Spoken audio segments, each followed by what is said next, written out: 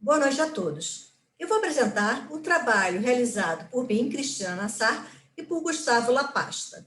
O título do trabalho é Quanto coletar em assembleias de macroalgas de manguezal.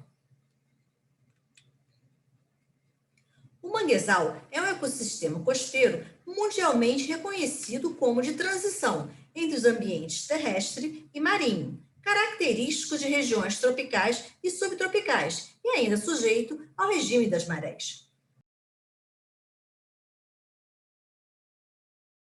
As macroalgas que ocorrem nesse ecossistema podem se fixar sob substratos consolidados, como raízes e troncos.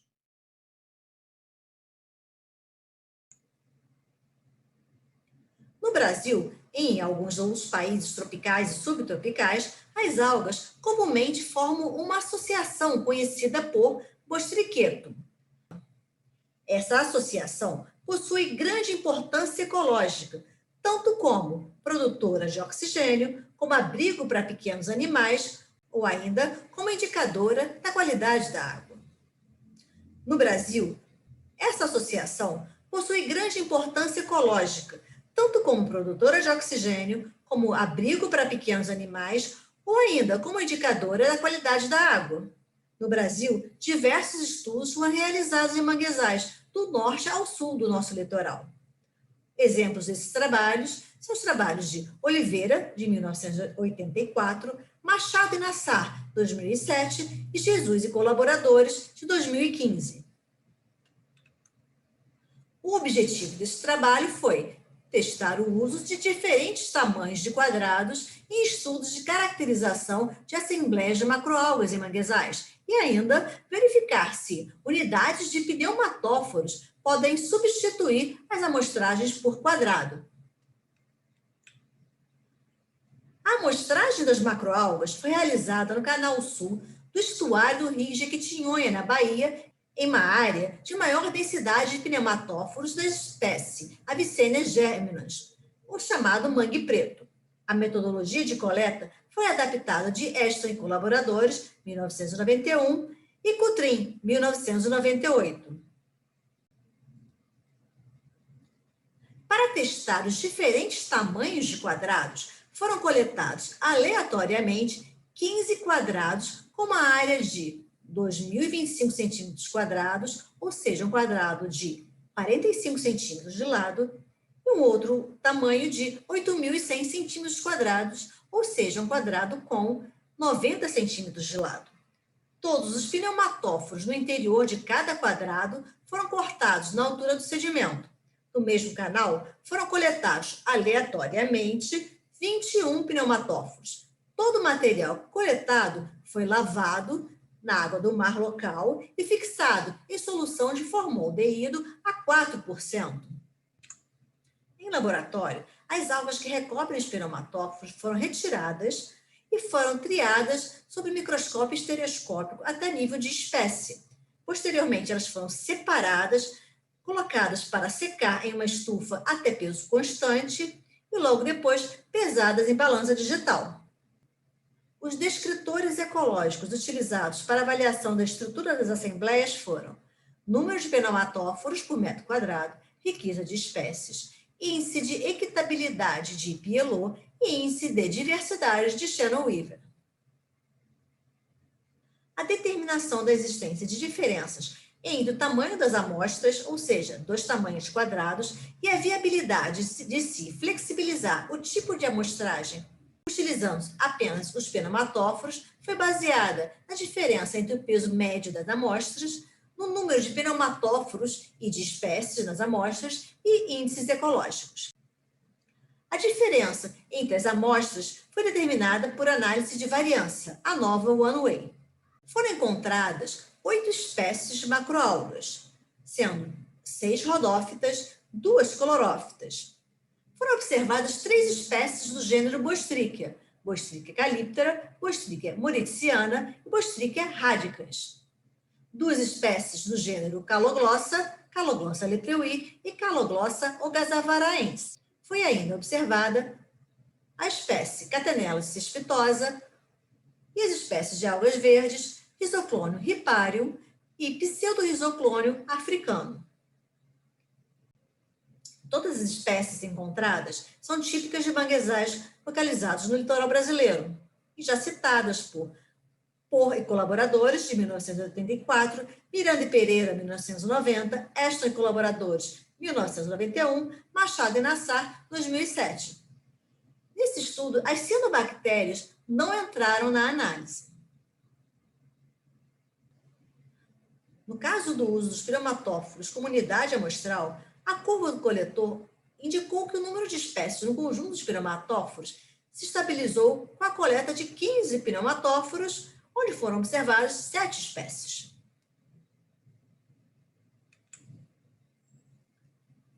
Aqui o gráfico apresenta a curva da variação da média do peso seco das espécies encontradas nos pneumatóforos. A curva tende a apresentar uma estabilidade entre 15 e 21 pneumatóforos, com cerca de 0,09 a 0,11 gramas de algas na média dos pneumatóforos. Já essa figura apresenta a média do peso seco das espécies de macroalgas nos 21 pneumatóforos coletados aleatoriamente. A espécie com maior peso seco foi Bostrychia calyptra, mas também foi a espécie que apresentou o maior desvio padrão. Juntas, as duas espécies de Bostrychia, ou seja, a Bostrychia calyptra e a Bostrychia radicans, foram responsáveis por cerca de 81% do peso seco total das espécies sobre os pneumatóforos. Para poder realizar a comparação entre os diferentes tamanhos de quadrados, as amostras foram transformadas em metro quadrado. Sendo assim, no uso do quadrado de 90 centímetros de lado, ocorreu o corte de, em média, 155 pneumatóforos. Já a média de pneumatóforos no menor quadrado foi ligeiramente superior, ou seja, 160 pneumatóforos, mas com elevado desvio padrão. Não houve diferença significativa entre as áreas.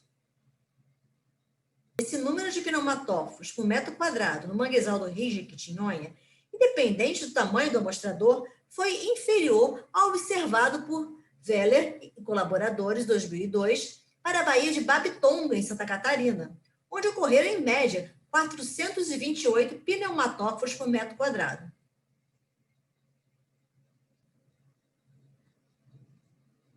As diferentes áreas de amostragem apresentaram entre 6 e 7 espécies, com desvio padrão de apenas uma espécie. Portanto, não apresentaram diferença significativa. O maior número de espécies no amostrador de maior área é um resultado esperado, uma vez que, sempre que se aumenta o número de amostras ou a área do amostrador, tende a se observar um aumento do número de espécies. Tal fato pode ser contornado por uma coleta por busca de novas espécies mais minuciosa em campo.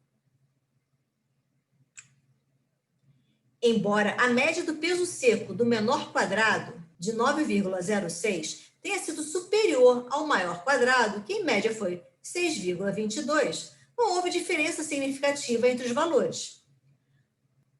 As médias observadas foram inferiores às mencionadas por Jesus e colaboradores em 2015 para os manguezais da Baía de Todos os Santos, onde os valores observados ficaram entre 13 e 50 gramas por metro quadrado.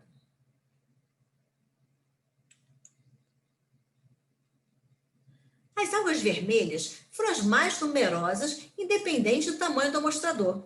Este fato é o esperado para os manguezais brasileiros. A associação Bostrychetum foi predominante, sendo que o gênero Bostrychia foi responsável, em média, por 86% do peso seco no menor quadrado e 93% do peso seco no maior quadrado. Em outros manguezais brasileiros, essa proporção também foi observada. As algas vermelhas, Bostrychia radicans e Bostrychia calyptra, apresentaram os maiores valores de peso seco, independente da área do amostrador. Também contribuíram ao peso seco total das amostras os gêneros Caloglossa e Catenella, o que também é amplamente citado em outros manguezais. Aqui podemos observar a variação dos índices de diversidade e equitabilidade nos dois tamanhos de quadrados e também nas amostras baseadas apenas em pneumatóforos. Nesse caso, os dois índices não apresentaram diferenças significativas entre os tipos de amostras, certamente devido ao elevado desvio padrão dessas amostras. Concluindo, então, em função da fragilidade do ambiente, nos estudos de assembleias de macroalgas em manguezal, quando a coleta for baseada em quadrados, recomendamos o uso da menor área amostral, 45 centímetros de lado, uma vez que foi observada pouca diferença entre os tamanhos testados. Os dados demonstram que existe um potencial para o uso de pneumatóforos com unidade amostral em estudos ambientais, o que diminuiria significativamente o impacto sobre o bosque, uma vez que a coleta por área, ou seja, quadrado, deixa um claro vazio na área de pneumatóforos. E até o momento, não se conhece o impacto da retirada desses pneumatóforos sobre as árvores. Obrigado pela atenção de todos.